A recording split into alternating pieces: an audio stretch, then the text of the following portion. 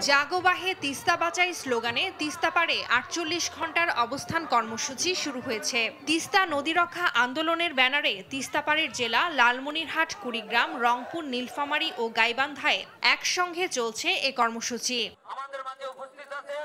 তিস্তা মহাপরিকল্পনা বাস্তবায়ন ও পানির ন্যায্য হিস্যা আদায়ে হাজার হাজার মানুষের ঢল নেমেছে তিস্তা পাড়ে। সোমবার সকাল থেকে অধিকার জানাতে জড়ো হয়েছেন স্থানীয়রা। তিস্তা পাড়ের ১১টি পয়েন্টে হচ্ছে গণজমায়েত।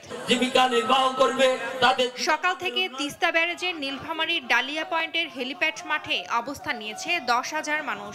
জেলার বিভিন্ন স্থান থেকে ব্যানার, ফেস্টুন, প্লেকার্ড হাতে মিছিল সহ জমায়েত হতে শুরু করে তারা। এই কর্মসূচির মধ্য দিয়ে তিস্তার পানি ন্যায্য হিস্যা আদায় ও তিস্তা মহাপরিকল্পনা বাস্তবায়নের আশা করছে তিস্তাপাড়ের মানুষ। বন্যার পানি হঠাৎ করে ছেড়ে দিয়ে নদী পাড়ে মানুষের বাড়িঘর দৌড় ভেঙে নিয়ে যায়, অনেক আবাদি ফসল নষ্ট হয়ে যায়, বিলীন করে নিয়ে যায়। জীবনের যে নিরাপত্তা, সেই নিরাপত্তা থাকে না। মেগা প্রকল্প বাস্তবায়নের লক্ষ্যে আমরা এখানে অংশগ্রহণ করেছি। তিস্তা আপনারা দেখতেছেন শুধু বালুচর, এর পাশে আমাদের হাজার হাজার বিঘা জমি আছে, বন্যার সময় সব চলে যায়। তিস্তা পাড়ে ৪৮ ঘন্টার কর্মসূচি ঘিরে গাইবান্ধার হরিপুর সেতু পয়েন্টে বাড়ছে গণজমায়েত। সকাল থেকেই জড়ো হতে থাকে নদী ভাঙা তিস্তার অববাহিকার দরিদ্র মানুষ।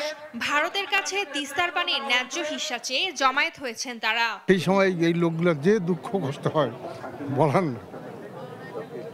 আমি চাই বার্তা হলে আমাদের দেশের সুবিধা। লালমনিরহাট জেলায় নিরীহ মানুষ এই বন্যায় অনেক ভুক্তভোগী। এই তিস্তা নদী খনন হলে মানুষ অনেক সফলতা অর্জন করতে পারবে এবং বন্যা থেকে একটু রেহাই পাবে। তিস্তা নদীর বাংলাদেশ অংশের ১১৫ কিলোমিটারের ১১টি পয়েন্টে ৪৮ ঘন্টার লাগাতার কর্মসূচি পালন করবে তিস্তা নদী রক্ষা আন্দোলন। টুম্পা আফরোজ, নিউজ ডেস্ক, দেশ টিভি।